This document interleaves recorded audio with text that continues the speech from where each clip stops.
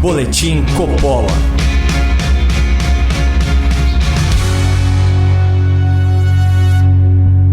Sejam muito bem-vindos ao Boletim Coppola. Hoje nós vamos falar sobre férias. Mas não as suas férias, prezado ouvinte e caro espectador. Eu sei que o seu descanso, além de merecido, é muito escasso. Não. O tema de hoje são as férias injustificáveis da elite do Poder Judiciário. Em outras palavras, as férias que você paga, não as férias que você goza. Hoje tomou posse o novo ministro do Supremo Tribunal Federal, Dr. André Mendonça. A cerimônia foi agendada para as vésperas do recesso forense, o que despertou a minha curiosidade sobre o calendário oficial do STF. E, para o meu espanto, eu verifiquei que os ministros trabalham ainda menos do que eu me lembrava e são mais privilegiados do que eu suspeitava. Por isso, eu resolvi compartilhar com vocês essa minha descoberta de fato público, esmiuçando os períodos de ócio remunerado dos nossos doutos magistrados nos egrégios tribunais da República, com destaque para a nossa Corte Suprema.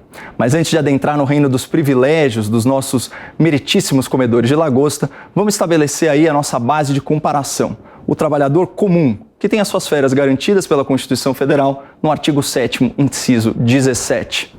É direito do trabalhador o gozo de férias anuais remuneradas. E, na verdade, muito antes da promulgação da Constituição de 88, a CLT, a Consolidação das Leis do Trabalho, já previa no seu artigo 130 a prerrogativa do justo descansar. Após cada período de 12 meses de vigência do contrato de trabalho, o empregado terá direito a férias de 30 dias corridos. Aqui a gente já tem a primeira bifurcação entre direitos e privilégios. Reparem que a lei trabalhista fala em férias após 1 ano de vínculo empregatício. Já no caso da magistratura, as férias seguem o calendário e são desvinculadas do período efetivamente trabalhado. Por isso que o novo ministro do STF terá só 1 dia de tribunal, mas 1 ano inteiro de benefícios, várias semanas de descanso, salário integral e adicional de férias. Tudo isso com menos de 12 horas de expediente. E que fique bem claro, hein? Essa não é uma crítica precoce ao ministro que acabou de chegar, mas sim uma crítica justa a um sistema que está aí faz tempo e que é muito prolífico em mordomias, regalias, penduricalhos e privilégios. Inclusive, o privilégio de não dar satisfação sobre ausências no serviço. Vamos voltar lá para aquele artigo 130 da CLT? Reparem nos incisos desse dispositivo. A lei trabalhista estipula que faltas injustificadas acarretam a diminuição do período de férias. Se a pessoa falta mais de 5 vezes no ano, por exemplo, ela já perde 6 dias corridos do seu descanso anual. Mas e esses ministros do STF? Com todas essas palestras, essas viagens extraoficiais, essas aulas magnas, essas bancas de exame em dia de expediente forense, essas são faltas justificadas? Eu vou além. São faltas justificáveis? Mas vamos à discrepância mais flagrante entre togados e trabalhadores. Quando a gente pensa em férias, a ideia que vem à cabeça é de um período anual de descanso remunerado. Todavia, quando um juiz, ou um desembargador, ou um ministro do judiciário pensa em férias, ele pensa em dobro.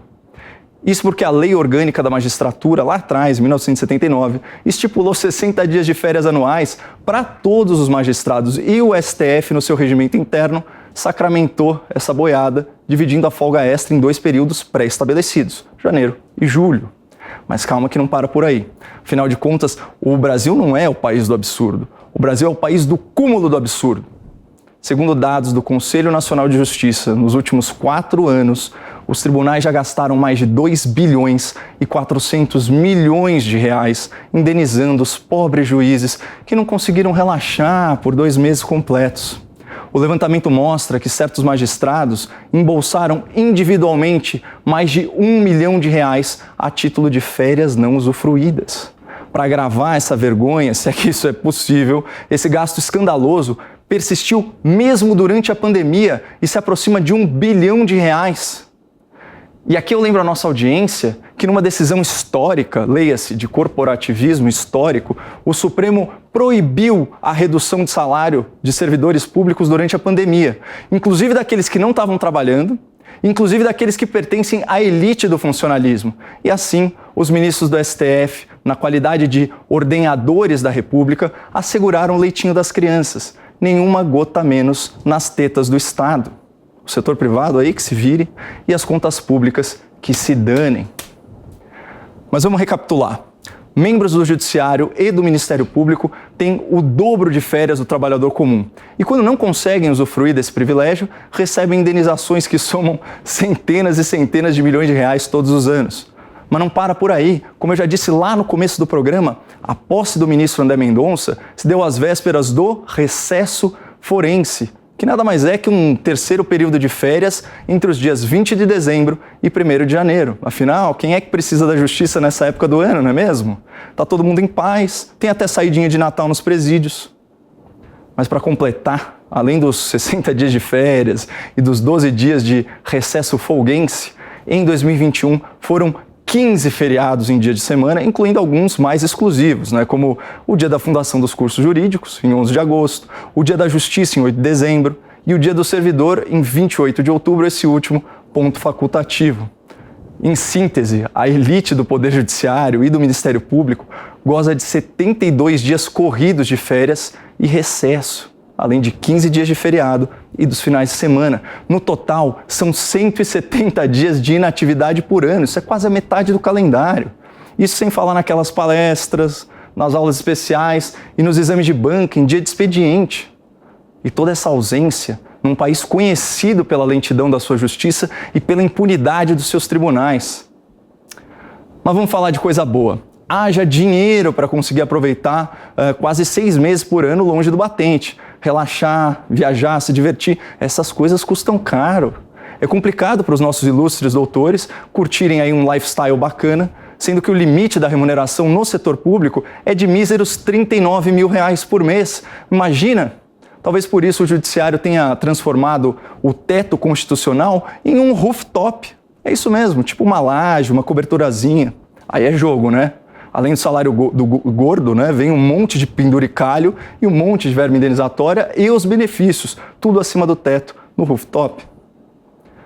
Agora falando um pouco mais sério, entre 2017 e 2020, mais de 8 mil juízes pelo Brasil receberam alguma remuneração mensal acima de R$100 mil. Ficou impressionado? E se eu te disser que mais de 500 juízes receberam acima de R$200 mil? Na verdade, segundo o Conselho Nacional de Justiça, mais da metade das remunerações analisadas no período excedem o limite da Constituição. E 95% dos magistrados já receberam valores acima dos R$39 mil em alguma ocasião. Por isso que não é exagero falar que não existe teto constitucional para o judiciário brasileiro. Os nossos juízes transformaram o teto em rooftop e com direito à varanda gourmet.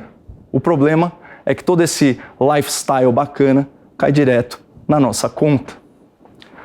No próximo bloco, eu faço uma ressalva importante aos meus colegas aplicadores do direito na magistratura e no Ministério Público. Nós voltamos em 1 minuto. Boletim Coppola.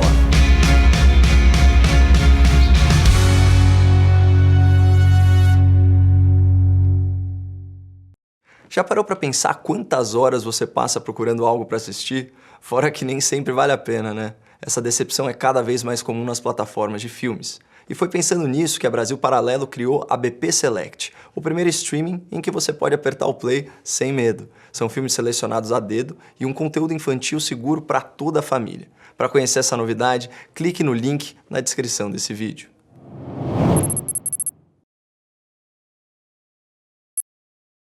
Se a crise bate à porta, eu atendo e procuro oportunidade. Se a onda tá boa, eu surfo inteira, não pela metade. Se eu aguento o risco, eu arrisco, mas não deixo parado.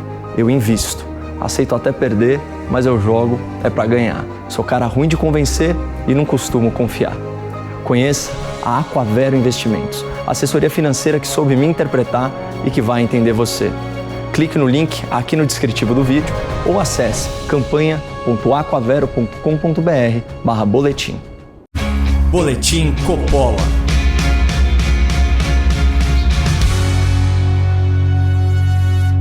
Sejam bem-vindos de volta a esse Boletim Coppola dedicado aos privilégios do Poder Judiciário.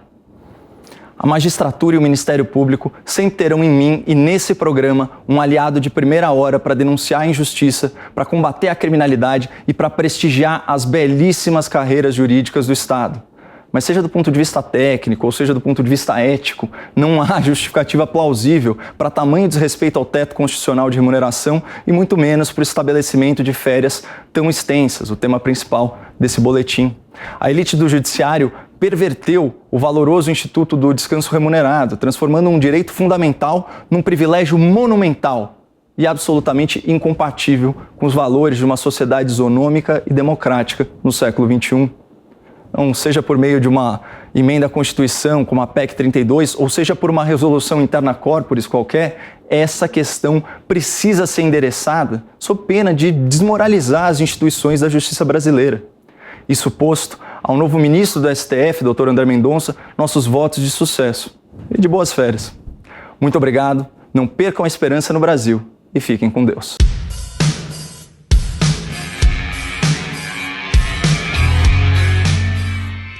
Realização Jovem Pan News.